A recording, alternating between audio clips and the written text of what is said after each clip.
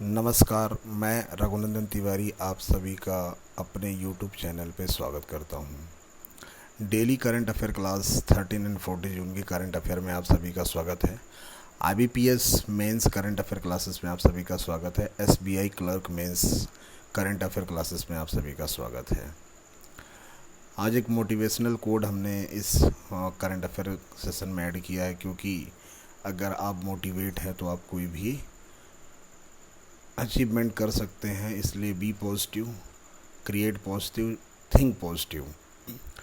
तो एक जो मोटिवेशनल कोड हमने ऐड किया है, मंजिल उन्हीं को मिलती है जिनके सपनों में जान होती है, पंखों से कुछ नहीं होता, हौसलों से उड़ान होती है। तो बहुत बड़ी बात है कि अगर आपको कुछ करना है तो इसके लिए आपके अंदर जज्बा होना बहुत ज़रूरी है। चाहे वो SBI हो, चाहे वो IBPS क्लर्क हो, PO हो, RRB हो, उन कोई भी एग्ज़ाम अगर आपको क्रैक करना है तो आपको उसके लिए दिन रात एक करना होगा, जज्बा आपको अंदर से बिल्ड करना होगा। तो आगे बढ़ते हैं। सबसे पहली करंट अफेयर की न्यूज़ है, वित्त मंत्री निर्मला सीतारमण की घोषणा, ब्लैक फंगस दवा पर टैक्स नहीं लगेगा, टीके पर 5% GST कायम रहेगी। निर्मला सीतारमण जी जो हमारी फाइनेंस मिनिस्ट्री है, वित्त मंत्रालय इनके पास है, इनका अभी हाल में इन्होंने GST की 44 बैठक को संबोधित करते हुए कहा है कि GST उन सभी दवाओं पे कम की जा रही है जो कि कोविड के सिचुएशन में ज़्यादातर यूज किए जा रहे हैं। उनमें हम कोशिश कर रहे हैं कम से कम GST, जैसे एम्बुलेंस में केवल 12% GST लगाई जाए, ब्लैक फंगस में यूज होने वाली दवा पे केवल 5% GST लगाई जाए, रेमडेसिविर पर 5% GST लगाई जाए। और ये पूरे सितंबर तक का उन्होंने टाइम दिया हो कि सितंबर तक आपको हूबहू यही पैटर्न मिलेगा। तो GST यहाँ से जो क्वेश्चन बन सकता है कि GST एक काउंसिल के कौन से नंबर की बैठक हुई, तो 44 नंबर की बैठक हुई, जिस पे कोविड में यूज़ होने वाली दवाओं या ब्लैक फंगस में यूज़ होने वाली दवाओं के ऊपर बात की गई कि इनमें GST कम से कम रखी जा रही ताकि किसी के ऊपर ज़्यादा बर्डन ना आए। Finance ministry Nirmala Sitharaman announced that there will be no tax on black fungus medicine, 5% GST will remain on the vaccine, यानी जो वैक्सीन है उसके ऊपर 5% GST लगेगा।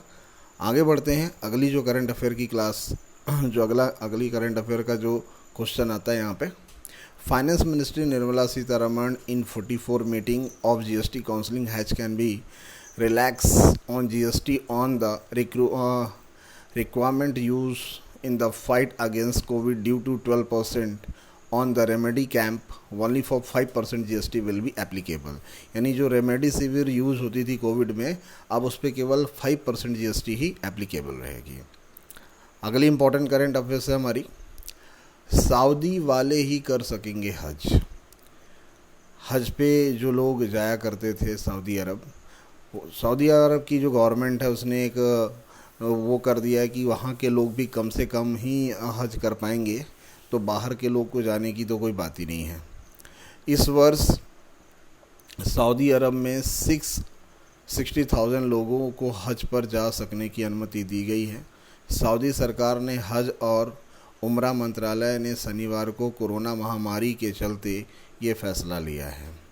जुलाई के मध्य से हज शुरू होगा। उल्लेखनीय है कि गत वर्ष में ये सऊदी अरब में रहने वाले केवल 1000 लोगों को ही हज की अनुमति दी गई थी।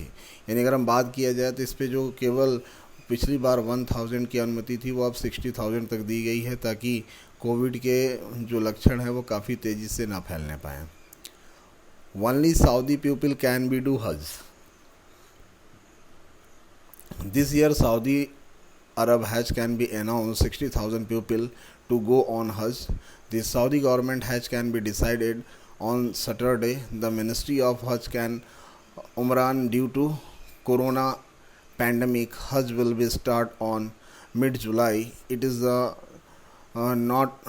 not worthily that due to comparison of last year only 1,000 people living in the Saudi Arab were allowed to perform हज।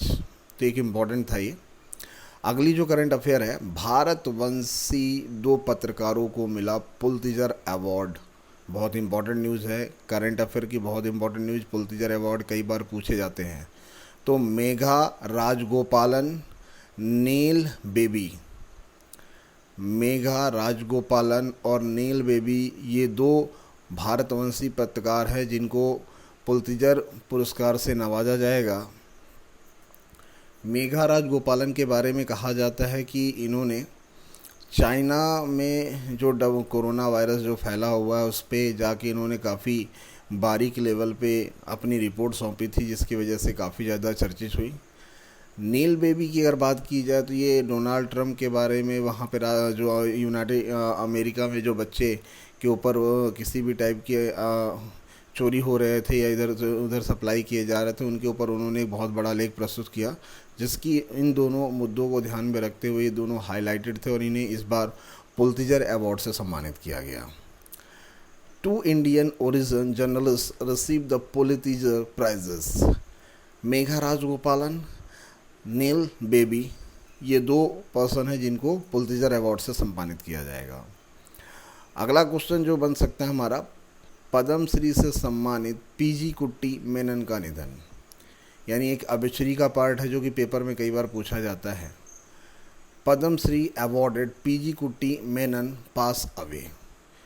81 की आयु में इनका निधन हुआ और ये पद्मश्री से सम्मानित थे, इसलिए कई बार पूछा जाएगा कि ये किस पार्ट से सम्मानित थे, यानी किस फील्ड से कोरिलेट किए जाते थे। तो ये एक समाज सेवी थे और गांधीवादी विचारधारा से रिलेट करते थे। अगला एक वर्ल्ड रिकॉर्ड है जो कि हमने इंक्लूड किया, बहुत इंपॉर्टेंट क्वेश्चन बन सकता है। एडी एवं टिम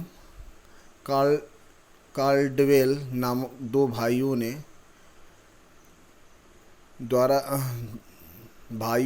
2 व्यक्तियों द्वारा चलाई जाने वाली टेंडम बाइसिकल पर 24 घंटे 43 मिनट 47 सेकंड में यूनाइटेड किंगडम पार करने का रिकॉर्ड बनाया है। तो एक इम्पॉर्टेंट न्यूज़ है। Elder Tim Candwell 2 brothers set a record for the crossing the United Kingdom 24 hours 43 minutes and 47 seconds on 2-man ट्रेंडम bicycle, यानी 2 इंसानों के द्वारा चलाई जाने वाली बाइसिकल में यूनाइटेड किंगडम को पार किया उन्होंने 24 घंटे 43 मिनट 47 सेकंड में। तो एक वर्ल्ड रिकॉर्ड है जो कि कई बार पूछा जा सकता है। अगली इम्पोर्टेंट न्यूज़ है, तमिलनाडु के छात्र रियासुद्दीन शमसुद्दीन ने दुनिया का सबसे हल्का सैटेलाइट बनाया। अमेरिका अंतरिक्ष एजेंसी नासा इस उपग्रह को अंतरिक्ष में भेजने वाली है। तो एक काफ़ी बड़ा अचीवमेंट है इंडिया का। इंडिया के एक स्टूडेंट जो कि अगर बात किया जाए कि तमिलनाडु से रिलेट करते हैं, तमिलनाडु में रहने वाले, और इन्होंने एक बहुत छोटा सा सैटेलाइट बनाया जो कि नासा लॉन्च करने वाला है। तो एक इंडिया के लिए काफ़ी बड़ा अचीवमेंट है। Tamil Nadu student Riyasuddin Shamsuddin made the world lightest satellite US space against NASA is about to send this satellite into the space। तो एक इम्पॉर्टेंट न्यूज़ थी जो कि तमिलनाडु के रियासुद्दीन शमसुद्दीन ने एक हल्का सैटेलाइट बनाया जिसे नासा स्पेस पे भेजेगा। अगली इम्पॉर्टेंट क्वेश्चन जो करंट अफेयर के पार्ट में आती है कई बार, चेक गणराज्य की 25 वर्षीय खिलाड़ी बारबोरा केजिकोवा ने शनिवार को इतिहास रचते हुए फ्रेंच ओपन महिला एकल खिताब जीत लिया है। उन्होंने कैरियर का पहला ग्रैंड स्लैम खिताब जीता है। इस सारा रोलागैरो को लगातार 6ठे साल चैम्पियन मिली है, यानी अगर बात की जाए तो नई चैम्पियन के रूप पे ये मिली। तो यहाँ से जो क्वेश्चन बन सकता है कि इस बार फ्रेंच ओपन महिला खिताब किसने जीता। एकल महिला खिताब जीतने वाली जो खिलाड़ी बनी है उनका नाम, जो कि चेक गणराज्य से रिलेट करती है, उनका नाम बारबोरा केजिकोवा है। चेक Republican 25-year-old player Barbora Krejcikova create a history on Saturday by the winning the women single title of the French Open. तो स्पोर्ट्स की ये न्यूज़ थी। अगली न्यूज़ जो है, फ्रेंच ओपन पुरुष एकल खिताब सर्बिया के नोवाक जोकोविच ने शुक्रवार को इसे जीत लिया है। अगर बात किया जाए तो ये नंबर 1 खिलाड़ी हैं टेनिस के, और उसी के ऊपर बात किया जाए तो इन्होंने जिसे हराया हुआ है राफेल नडाल, जो कि अपने आप में भी काफ़ी नाम है इनका, काफ़ी ज़्यादा उन्होंने मैचेस जीता है। तो इस बार उन्होंने नोवाक जोकोविच ने राफेल नडाल को फ्रेंच ओपन सिंगल खिताब अपने नाम किया है। सर्बिया नोवाक जोकोविच on the French open single title on Friday. तो इम्पोर्टेंट क्वेश्चन स्पोर्ट्स से कई बार पूछा गया है। अगला क्वेश्चन, किस बांग्लादेशी खिलाड़ी ने एम्पायर के साथ बहस की और फिर बाद में उनसे माफ़ी मांगी? तो उस प्लेयर का नाम है Shakib Al Hasan. Which Bangladeshi player argued with umpire and then later apologise to him?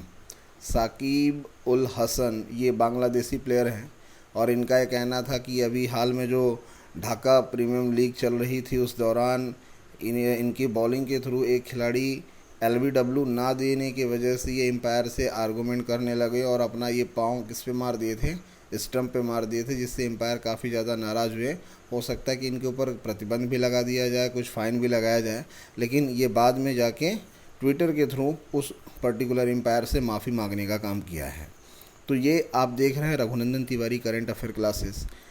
तो आप हमारे चैनल पे अगर फर्स्ट टाइम आ रहे हैं तो लाइक करें, शेयर करें, सब्सक्राइब करें, और जो भी इन्फॉर्मेशन आपको मिल रही है अपने दोस्तों तक शेयर करें, क्योंकि पेपर कंटिन्यू लगे हुए हैं। चाहे अगर हम बात करें स्टेट लेवल की बात करें, SBI क्लर्क की बात करें, IBPS RRB की बात करें, IBPS PO की बात करें, तो ये पेपर आपको कंटिन्यू मिलने वाले हैं। तो ये करंट अफेयर आपके लिए बहुत इंपॉर्टेंट है, जो अपकमिंग पेपर में आपकी काफ़ी मदद करने वाली हैं।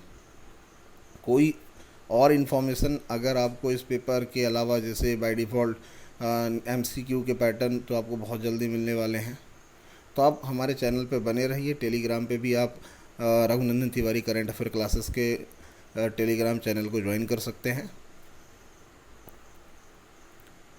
तो मैं रघुनंदन तिवारी एक बार फिर से आप सभी का अपने यूट्यूब चैनल में स्वागत करता हूं। कोविड के दौरान आप अपने सेहत का ध्यान रखें, मास्क का ज़रूर यूज करें, वैक्सीनेशन यानी टीकाकरण ज़रूर लगाएं, और 2 गज की दूरी, सोशल डिस्टेंसिंग भी मेंटेन करें। Thank you.